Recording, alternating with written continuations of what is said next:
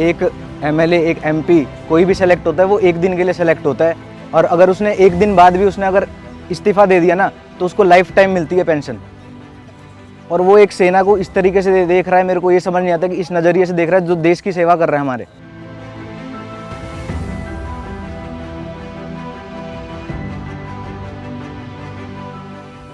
मोदी जी से यही कहना चाहूँगा, अगर उस दिन वो अपनी माँ का जन्मदिन मनाने गए थे, उस दिन हमारी सबकी माताएं, मेरे भाई लोगों की सबकी माताएं घर पे रो रही थी इस मारे कि हमारे बच्चों के साथ ऐसा कर दिया गया।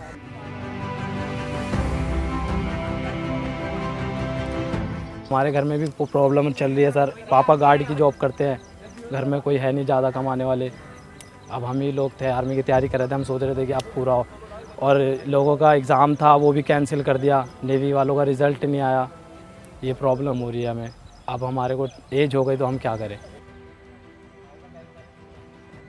सरकार की अग्निपथ योजना को लेकर पूरे देश में विरोध प्रदर्शन जारी है। रक्षा मंत्री राजनाथ सिंह ने तीनों सेना प्रमुखों की मौजूदगी में 14 जून 2022 को अग्निपथ योजना का ऐलान किया। इस योजना के आ जाने के बाद से tradesman, GD clerk, nursing assistant और टेक्निकल जैसी कई भर्तियां अब नहीं होंगी। अब सेनाओं में सीधी भर्ती अग्निवीर के जरिए ही होगी। 4 साल के लिए अग्निवीर तीनों सेनाओं का हिस्सा बनेंगे और आखिर में सबसे अच्छा प्रदर्शन करने वाले 25% अग्निवीरों को सेना में पक्की बहाली मिलेगी। बच्चे क्यों परेशान हैं, क्यों वो सरकार से नाराज़ हैं, इन्हीं कुछ सवालों के जवाब हम इस रिपोर्ट के ज़रिए आपके सामने लाने की कोशिश करेंगे। इवन मेरे फादर जो एक्स सर्विसमैन है, कोई भी एक्स सर्विसमैन इस टाइम पर एग्री नहीं करता इस सेना भर्ती को, जो अभी ये नया सिस्टम लेकर आ रखे हैं अग्निपथ। सरकार बोल तो रही है कि हम 10% रिजर्वेशन देंगे। अब आप देख लो ना, हर स्टेट में कितनी सीट आती है, असम राइफल में कितनी सीट आती है, आप ये देखो जाके। अगर एक स्टेट से 10 सीट आ रही है तो उसमें 10% आप कैलकुलेट कर लो कितने % का होगा। ठीक है, ऐसे ही हमारे घर वालों को उम्मीद थी। और बात रही विरोध की, तो इस ग्राउंड पे आप देखते ना, अभी से कुछ महीनों पहले ठंड में इवन 2-2 डिग्री सेल्सियस में इस ग्राउंड पे आप देखते तो यहाँ पर 100 बच्चे यहाँ पर तैयारी करते थे, 100 बच्चे तैयारी करते थे, लेकिन सबका मोरल डाउन हो चुका है। आप देखोगे यहाँ पर 1 से 2 बच्चा बस दिखेगा आपको दौड़ते हुए पूरे ग्राउंड पे। यहाँ पर इतने सारे लड़के थे, हमारे पास 10-15 ऑलमोस्ट लड़के थे जिन्होंने रिटर्न निकाल लिया था, जिन्होंने मेडिकल निकाल लिया था। उनका कितनों का डिस्पैच रह रहा था, कितनों ने जिनका रिटर्न रह रहा था, वो सब रो रहे हैं।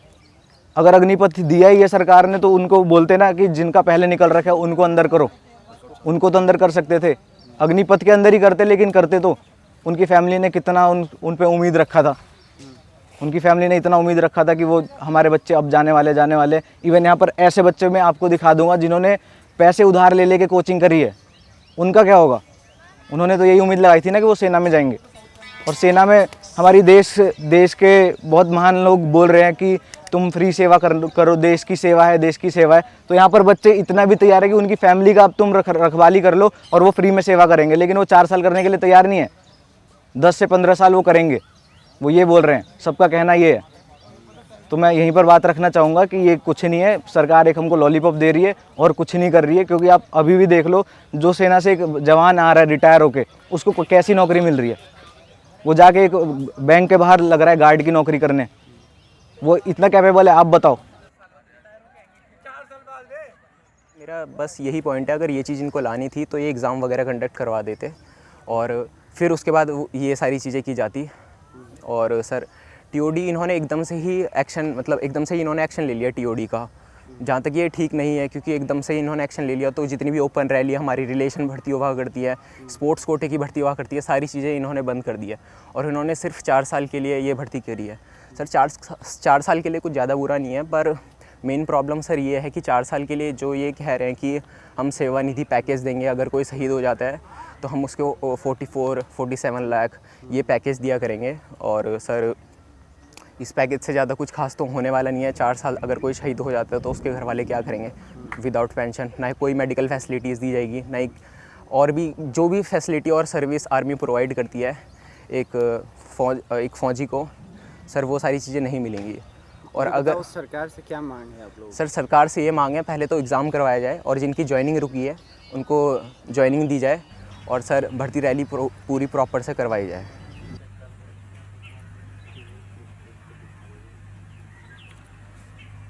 सरकार पहले भी तो एप्लीकेशन दे रही थी, 15 साल की नौकरी थी, अब 4 साल की नौकरी कर दी। 4 साल की नौकरी में हम करेंगे क्या, ये तो बताओ आप।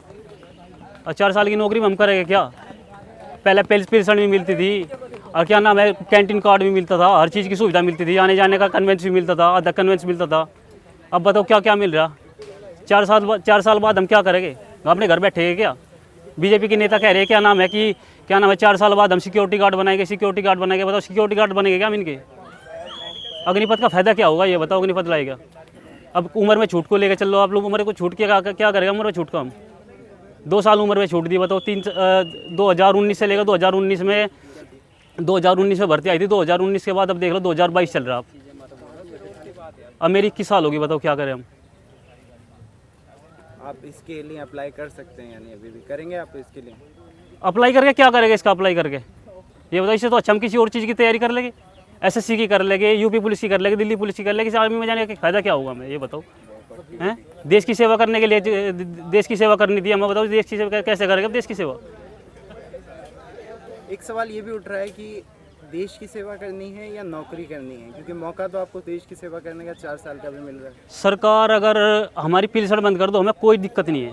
पेंशन बंद कर दो, कन्वेंस बंद कर दो, पर कम से कम देश की सेवा करने का मौका दो। 15 साल की नौकरी तो दो, हैं। सैलरी कम कर दो, कुछ भी कम कर दो, पर क्या नाम है, 15 साल के तो वो दो। 4 साल में हम करेंगे क्या, ये तो बताओ।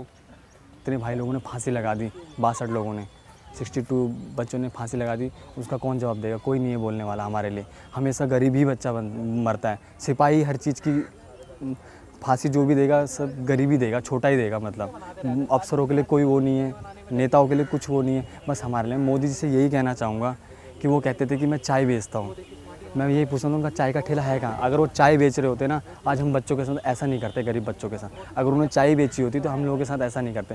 ऊपर से अपनी माता जी का जन्मदिन मनाने गए थे, 100वां जन्मदिन। बोल रहे थे मेरी माँ बहुत खुश है, आज बहुत अच्छा लगा मेरे को ये है। अगर उस दिन वो अपनी माँ का जन्मदिन मनाने गए थे, उस दिन हमारी सबकी माताएँ, मेरे भाई लोगों की सबकी माताएँ घर पर रो रही थी, इस मारे कि हमारे बच्चों के साथ ऐसा कर दिया गया।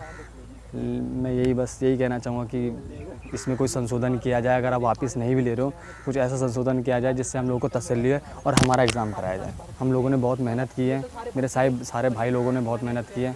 हम यही चाहते हैं हमारा एग्ज़ाम हो और हमारा हक हमको मिले। अब जो आई है भर्ती, इसमें उन्होंने ये कहा है कि जीडी की वगैरह इन सब की एज 2 साल बढ़ाकर 23 कर दिया है।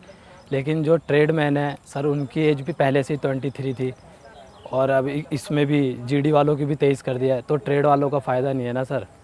तो इसमें भी 2 साल की छूट देनी चाहिए थी ट्रेडमैन्स की, क्योंकि जिनकी एज हो गई है उनको भी एक मौका मिलता। तो इस वजह से हमको ये थोड़ी प्रॉब्लम है। जिनकी एज हो गई है, मेरी जैसे 23 हो चुकी है, तो मेरा लास्ट अटैम्प्ट था, मेरे को उसका मौका नहीं मिला। ये कोरोना की वजह से हुआ। बाकी सारी ड्यूटी जो नौकरियाँ थी वो सब भी आई, लेकिन हमारी आर्मी की भर्ती क्यों नहीं आई। हमारे को ये प्रॉब्लम है। अब दिन रात हम लोग मेहनत करते हैं, चाहे सर्दी हो चाहे गर्मी हो। सुबह आ रहे हैं ठंड में, गर्मी में, धूप में कर रहे हैं, हम लोग करते हैं, कैसे कैसे करते हैं। इसके अलावा हमने कोई दूसरी नौकरी नहीं सोची कि हम करें। और हमारे घर में भी प्रॉब्लम चल रही है सर। पापा गार्ड की जॉब करते हैं, घर में कोई है नहीं ज़्यादा कमाने वाले। अब हम ही लोग थे, आर्मी की तैयारी कर रहे थे, हम सोच रहे थे कि अब पूरा हो। और लोगों का एग्ज़ाम था वो भी कैंसिल कर दिया, नेवी वालों का रिज़ल्ट नहीं आया। ये प्रॉब्लम हो रही है हमें। अब हमारे को एज हो गई तो हम क्या करें, ये हमारा है। क्या आपके पास ऑप्शन है दूसरा, क्या सोचा है आपने इसके अलावा? अब हमने सरकार तो अपने बोल चुकी है, वो अपने कदम से पीछे नहीं हटेगी। अब हमारे पास इसके अलावा कुछ करने के लिए है ही नहीं ना। हम यही चाहेंगे सरकार से कि हमें 2 साल की ट्रेडमैन में भी छूट दी जाए। जब जीडी वालों को 2 साल की छूट दी गई, तो ट्रेड और क्लर्क वालों को भी 2 साल का रिलैक्सेशन देना चाहिए, ताकि जिनका एक मौका और मिल सके लोगों को जिनकी एज हो चुकी है। क्योंकि अगर ट्रेडमैन वाले अगर भर्ती मारेंगे 23 में, तो वो जीडी की मार लेंगे, ट्रेडमैन में कोई मारेगा ही नहीं। क्योंकि 23 सब में 23 कर दिया एज, तो जीडी में जाएंगे ज़्यादातर लोग। तो ट्रेड के लिए बहुत कमी है, इसमें वैकेंसी पूरी बची जाएगी लोग। तो यही मेरा पॉइंट है कि लोग सरकार से कि वो ट्रेडमैन और क्लर्क में भी 2 साल की छूट दे, और ताकि लोग अपना एक मौका और कर सकें। सर मेरा जो सवाल है वो ये है कि मैं जो एवरेज देख रहा था पहले का, तो 2018-19 में करीब 55,000 बच्चों की हायरिंग हुई। 19-20 में हुई 80,000 समथिंग। 20-21 में कोविड की वजह से नहीं हुई, 21-22 में भी कोविड की वजह से नहीं हुई। तो पूरा एवरेज जो निकला वो था 33,500। और अभी जो देखा जाए तो अभी अग्निपथ के जरिए करीब 45,000 बच्चों को इसमें लिया जाएगा, है ना। और उसका एवरेज जो निकल कर आया 25% बच्चों की हायरिंग होगी एट द एंड, 12,500 बच्चों की हायरिंग होगी। तो ये एवरेज पहले के एवरेज से इतना कम है, तो इसको सरकार कैसे बराबर करेगी या नहीं कर पाएगी? देखिए, सरकार ने ये कहा है कि 2030-2032 तक मतलब अगले 8 या 10 साल में 50% जो 50% जो आर्मी की स्ट्रेंथ है जवान की, वो अग्निवीरों की होगी। मगर मुझे ये लग रहा है कि जैसे आपने कैलकुलेशन की है कि ये उनका मकसद जो है, ये उनका जो एम है, ये पूरा नहीं कर पाएंगे। मगर ये स्कीम में बहुत ज़्यादा क्वेश्चन है, बहुत ज़्यादा सवाल हैं, और जो प्रैक्टिकल सवाल हैं उसका कोई जवाब है नहीं, और बाकी चीज़ों का इन्होंने इसका इम्प्लीमेंटेशन शुरू कर दिया है। तो यही प्रॉब्लम है, और इसी के कारण ही ये सब प्रोटेस्ट और ये सब जो राइटिंग हो रही है उसका कारण है। बच्चे जो प्रैक्टिस कर रहे हैं ग्राउंड पे, उनका सवाल है कि सरकार ने कह दिया है CRPF, CAPF, Assam rifle, BSF में सरकार जो अग्निपथ से जो 75% बच्चे बचेंगे उनको प्रेफरेंस दी जाएगी, रिजर्वेशन दिया जाएगा। तो बच्चों का ये कहना था कि जैसे अभी आसाम राइफल में ओपनिंग आई हुई है, वहां पर 1 या 2 ओपनिंग आती है, बाकी जगह भी 1 या 2 ओपनिंग आती है, और वो वहीं के स्टेट के लोगों के लिए होती है। असम राइफल का जो बेसिक फंडामेंटल प्रिंसिपल है वो नॉर्थ ईस्ट से रिक्रूटमेंट का है। ये नहीं कि ये इसका ऑल इंडिया रिक्रूटमेंट हो, मगर सरकार ने ये अनाउंस किया है कि 10% रिजर्वेशन जो है वो असम राइफल और बाकी जो सेंट्रल पैरामिलिट्री यूनिट्स हैं उनमें की जाएगी। मगर मैं सोचता हूँ कि जो बाकी रिक्रूटमेंट है इन पैरामिलिट्री फोर्सेस में, उनको इफेक्ट होगा, और वो कोई ना कोई कहीं ना कहीं ये कोर्ट में जाएंगे, ये दावा करेंगे और इसके खिलाफ अपील करेंगे। क्योंकि हिंदुस्तान में बहुत लोग ऐसी चीज़ों पे कोर्ट पे जाते हैं, और आपको तो मालूम ही है कि अगर एक बार आप कोर्ट में चले गए तो ये बात फिर अगले 5 या 10 साल के लिए ये ढल गई। सो आपने बिल्कुल सही कहा कि ये इनका थोड़ा ये बेवकूफ़ बनाने की बात है। सर, एक और आप थोड़ा सा क्लियर कर दीजिए, काफी जो ऑडियंस है जो प्रैक्टिस कर रहे हैं उनको इस चीज का अंदाजा नहीं है, जैसे ट्रेडमैन के लिए, जीडी के लिए, क्लर्क के लिए ये जो हायरिंग हुआ करती थी, क्या ये अभी भी होंगी या फिर अब सिर्फ एक ही तरीका है अगर आपको आर्मी में जाना है, वो है अग्निवीर? बिल्कुल एक ही तरीका रहेगा। अग्निवीर जो पुराना रिक्रूटमेंट सिस्टम था, जो पिछले 50, 60, 70 साल से चल रहा था, उसको ये रिप्लेस करेगा। तो जो ही रिक्रूटमेंट होगी फौज में किसी भी पोस्ट के लिए, क्लर्क के लिए, किसी और भी पोस्ट के लिए, वो अग्निवीर सिस्टम के थ्रू ही, उसके जरिए ही होगी, और ये बहुत जाहिर किया है। और मैं आपसे एक चीज की गुजारिश करूंगा कि बेसिक प्रॉब्लम इसमें है कि लोग सरकार पर विश्वास नहीं रखते, क्योंकि पहले भी पिछले 25, 30, 40 साल में सरकार का जो रिकॉर्ड है एक्स सर्विसमैन को एम्प्लॉयमेंट देने का, वो बहुत ही धीमा, बहुत ही ढीला है। तो अब भी सरकार के ऊपर लोगों का विश्वास नहीं है। सॉरी, मैं सर आपको इंटरप्ट कर रहा हूँ, मैं ये जानना चाह रहा हूँ, क्या आप इसका कोई एग्जांपल दे सकते हैं जो आप बात बता रहे हैं? किस ये तो किसका एग्जांपल? ये जो रिक्रूटमेंट की आप बात कर रहे हैं 20 से 25 साल पुरानी रिकॉर्ड की? नहीं, ये तो ऑफिशियल स्टैटिस्टिक्स अगर आप देखें डीजी डायरेक्टर जनरल रीसेटलमेंट का, उनमें जो आर्मी के और गवर्नमेंट और मिनिस्ट्री ऑफ डिफेंस के रिकॉर्ड्स हैं, उसके मुताबिक जो 10 या 15% की रिजर्वेशन की बजाय ये कुल लगभग 3 या 4% पूरे किए गए हैं। ये पिछले हफ्ते 10 दिन में लोगों ने बहुत मीडिया रिपोर्ट्स आई हैं, और बहुत ये सरकारी डेटा के मुताबिक ही जाहिर हुआ है कि 10 या 15% जहाँ रिजर्वेशन थी वहाँ 3 या 3.5 या 3.25% ही रिक्रूटमेंट हुई है। सो ये अगर ये सरकार का रिकॉर्ड, अपना रिकॉर्ड यही दिखाता है, तो फिर विश्वास तो लोगों का कम ही होगा इन चीजों में। बीजेपी के एक नेता हैं कैलाश विजयवर्गीय, उन्होंने एक बयान दिया कि जो अग्निवीर होगा उनको वो बीजेपी के दफ्तर के बाहर हायर करेंगे। तो कहीं ऐसा तो नहीं कि ऐसी कुछ रणनीति बनाई जा रही हो जिससे एक प्राइवेट आर्मी तैयार की जाए? क्योंकि अगर किसी के पास 4 साल बाद अगर जॉब नहीं होगी तो मजबूरी में कोई भी काम करेगा पैसा कमाने के लिए।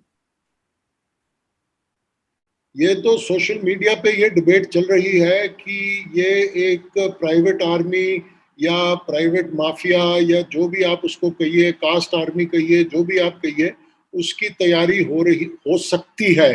क्योंकि जैसे आपने कहा कि 75%, 75% लोगों को ये नहीं लिया जाएगा, और उनको अगर 10% भी उनकी रीएम्प्लॉयमेंट हो गई पैरामिलिट्री में और बाकी पब्लिक सेक्टर, प्राइवेट सेक्टर में, तो उसके बावजूद भी काफ़ी परसेंटेज जो है वो अनएम्प्लॉयड रह जाएगी, और उसकी पूरी कॉम्बैट और वेपन्स ट्रेनिंग हुई हो, उसके उन्होंने ली होगी, और उसके तहत वो क्रिमिनल